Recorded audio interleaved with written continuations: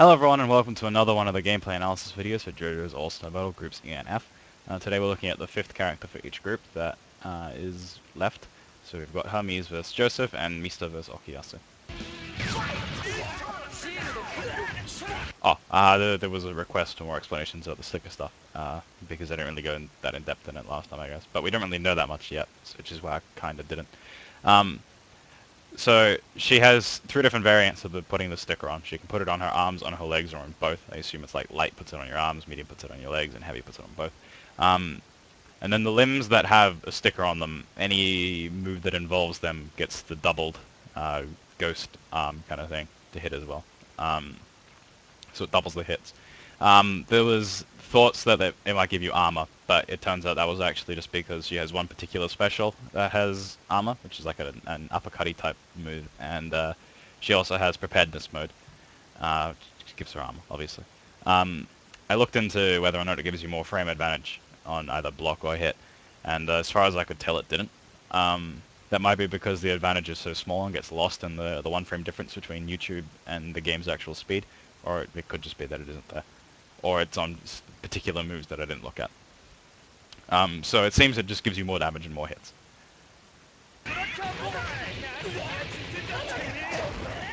Joseph's record looks kind of cool. He still has the overhead and the low option from Heritage in the future in his record, which is pretty cool now that you can put some cancel and go into a combo from it if they fail to block. I'd assume it's still unsafe, or doesn't combo from the rest of the record though.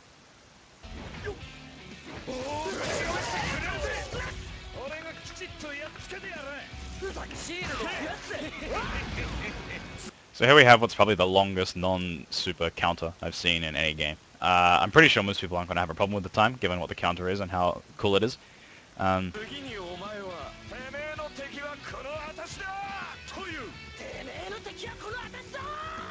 That line was, your opponent is me, by the way, if anyone wanted to know. So it drains meter. It's hard to tell how much it actually drains, because Hermes didn't actually have that much meter when she got hit by it. I'd assume it's like AC/DC's crying and drains about half a bar, which means that AC/DC stole Joseph's favorite trick. It also increases this level by 1, which buffs all his Harmon stuff, if I remember right. I think in this video it only goes up when he hits with the counters, so I think it might be like a deception meter, or it could just go up with any Harmon move. I'm not really sure on that one. My memory's a bit light on that one. I'll probably post it in the description afterwards.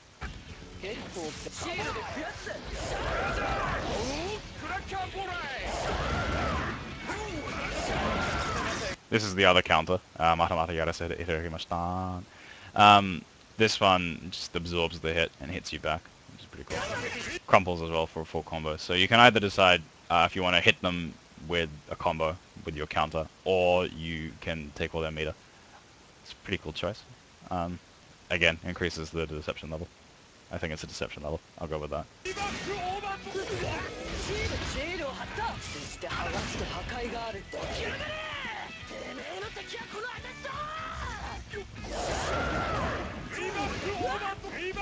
So that rebuff overdrive, as you saw, didn't hit Hermes standing. So I assume it's probably going to be like a really good anti-air. I'd hope it is really good anti-air if it can't hit standing. He probably needs an anti-air as well, given none of his specials seem to kind of hit at that angle.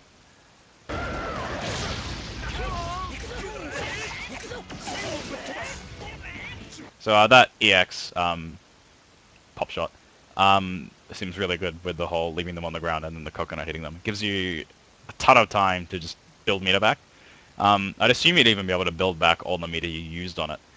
But whether or not that's worth it compared to ending a combo in a different way and just getting pressure on their knockdown will obviously depend on how much Joseph actually needs the meter.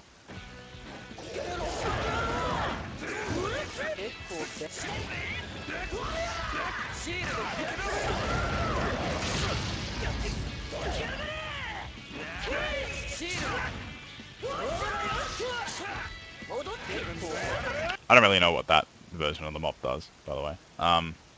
I don't think it hits at any point, and it doesn't seem to really correlate to where she goes with the command dash version of the mop. I thought it might be like she splits the mop and then leaves one behind, and then you just go to that point, kind of like Josuke is healing the ground. But it doesn't seem to really do that because she goes off to a completely different place, to any of the places where she used that mop special. So I looked into where the move name comes from, and it's obviously the first time she gets kissed. She snaps the guy's neck in between the two mops. So it could be like a very, very short-range command grab or something. I'm not sure yet.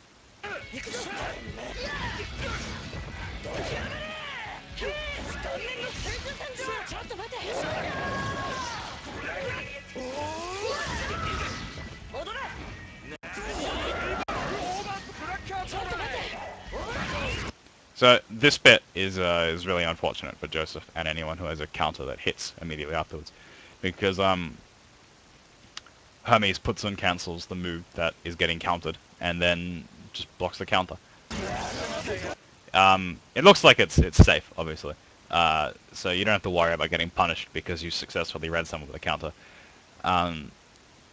But you will lose your combo opportunity. So that probably tilts the scales in the favor of your next line is counter, because that one goes straight into a cinematic. You can't put some cancel and then block.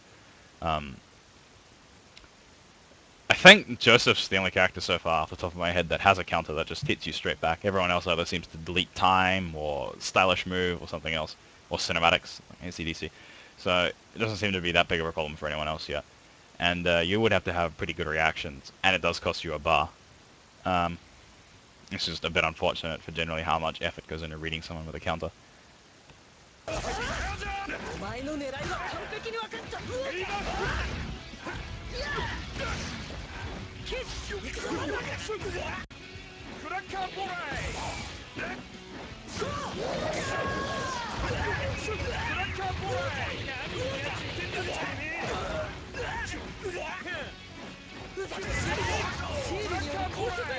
So here's the Command Dash version of the mop. It has the same move name.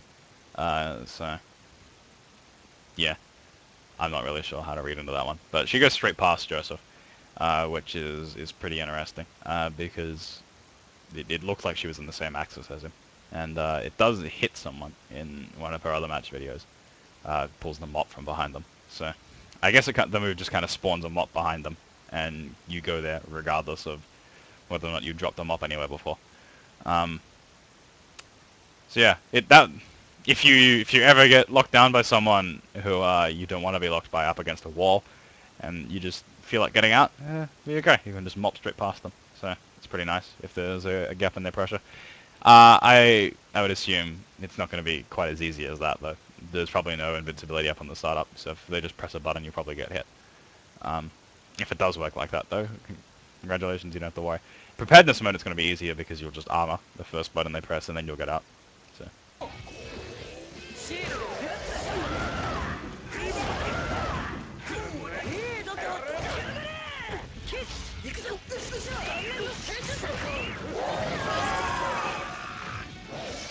So we finished with that big swingy roundhouse kick. I just want to say something before that in the last match, for some reason I assumed it was a command normal. I'm not really sure why I assumed that, because there's no reason for me to assume that.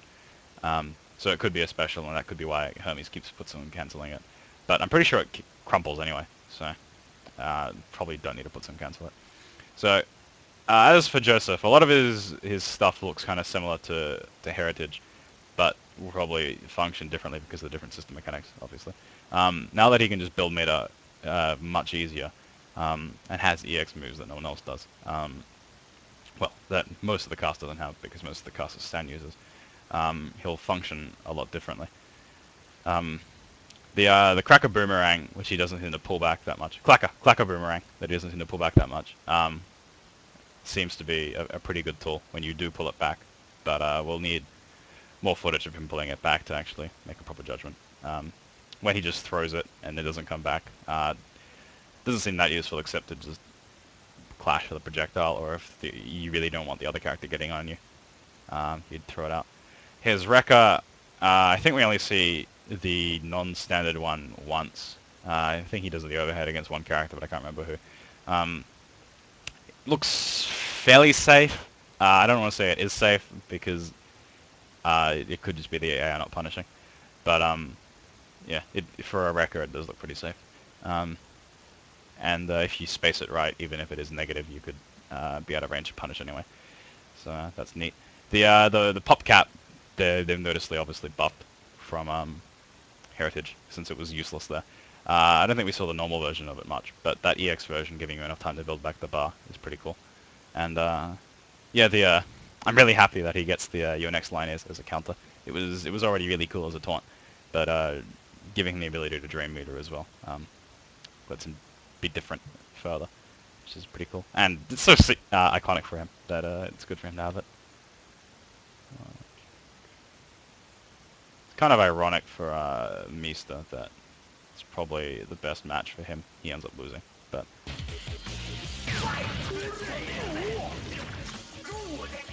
So at first, just there, his reload is really fast. It doesn't seem like it's going to be a concern at all. You could easily find somewhere to reload your gun.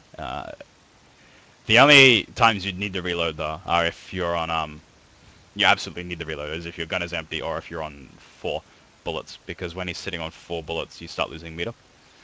It's great. I find it hilarious they actually managed to find a way to fit that in, but from that, I assume that the kind of flavor behind meter is that it's your resolve to win, because that would explain why taunting drains your opponent's meter, because it's unsettling them.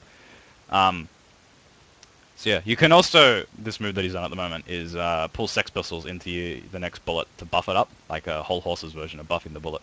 It seems much faster than Whole Horse's version, and you can decide how many different Sex Pistols you want to put into the gun. Like at the moment, he's got 2 in to that next bullet. So.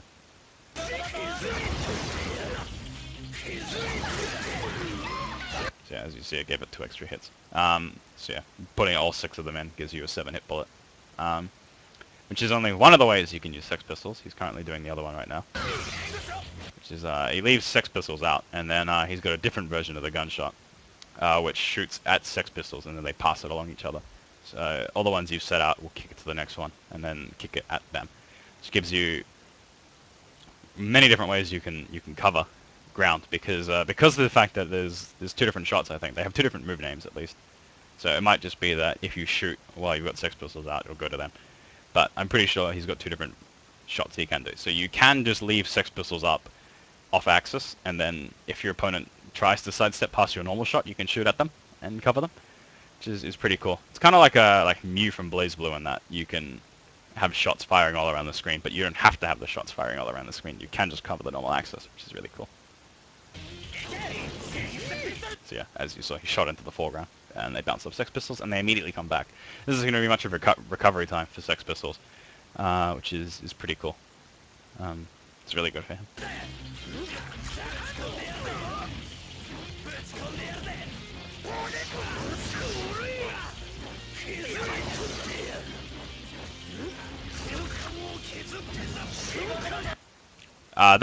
I should probably talk about Okuyasu at some point in this video instead of Mista's really cool keep away. That forward dash teleport looked like it recovered fairly fast, so it does seem like a fairly useful way to get past projectiles. If you're full screen and you don't know how to get in, you can just sit there, charge that, and get rid of the first set of projectiles with the swipe, and then teleport in. There was some recovery time, so if you go too far, you'll be able to get punished. Kind of like how Makoto's dash in Street Fighter 4 is so long that if you use it to go through projectiles, you'll get too close to them. But if you focus dash through projectiles, you get too close to your opponent. So what you want to do is you probably want to end up about here-ish. This is probably a bit too close, if the AI wasn't AI. But it's hard to tell. Have to see how it goes when the game comes out, because there are different times you could release it. So it's not like you have to. You do have to react to the release. You can't just know that he's going to come at a certain time. So it's harder to punish than you would immediately assume.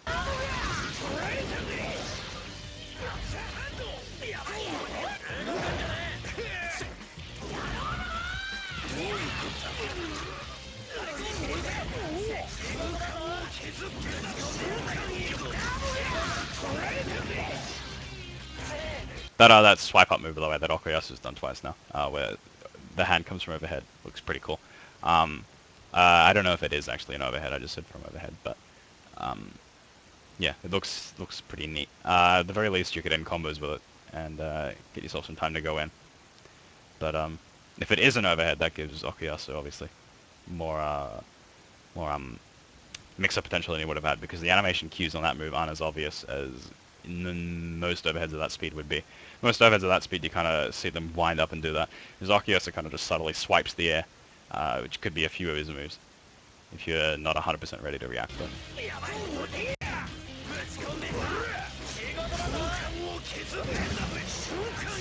His meter's going down now because he's sitting on 4 bullets. So just don't stop on 4. Just keep shooting until you get to 3. Or reload as fast as you can. Though it doesn't drain that much, so it's not that big of a deal.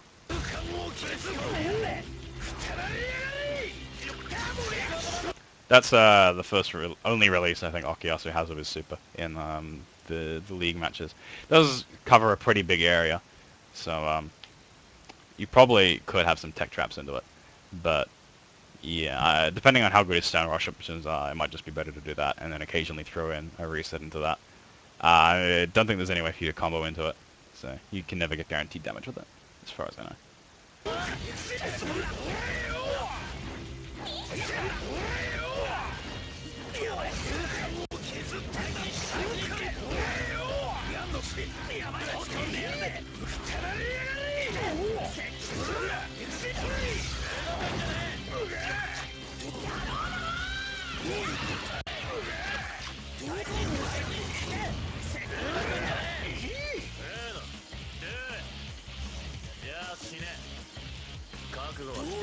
So, kind of like in Koichi vs. Jono's match right now, Mista's still taunting while Okuyasu's up and walking towards him. There's two things this could mean, is that not all taunts are the same length. Some characters could have faster taunts and thus be better at taking your meter, which would make sense. I imagine Joseph's probably better at taunting someone than most of the characters in this game, so he could have a faster taunt or something like that. Or it could mean that the taunt goes as long as the line is, but you've recovered after the zoom out. Like, it's possible that Mista could just move right now and is just continuing with the animation because the line's still going and he hasn't done anything else yet. Kind of like an extended idle animation, basically. The first option would be pretty cool, but it could hinder a lot of characters unnecessarily, I suppose. I'd assume it's the second option, though, until we get some more information.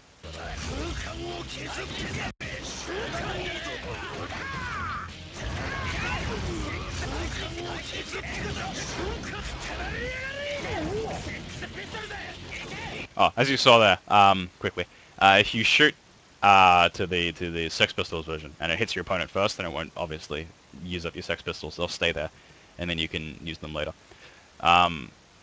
This could be like a cool way to cover space as well. If you have your Six Pistols set out at such a distance that if your opponent tries to come towards you and you shoot at the first Six Pistols, then they'll get hit before it bounces off the second one, and you can still cover that distance.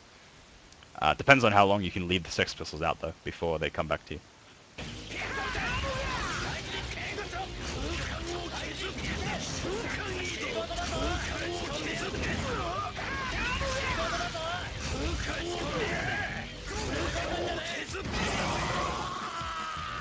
So in case anyone was wondering, whiffing stuff in front of Okuyasu while he's charging a move isn't a good idea.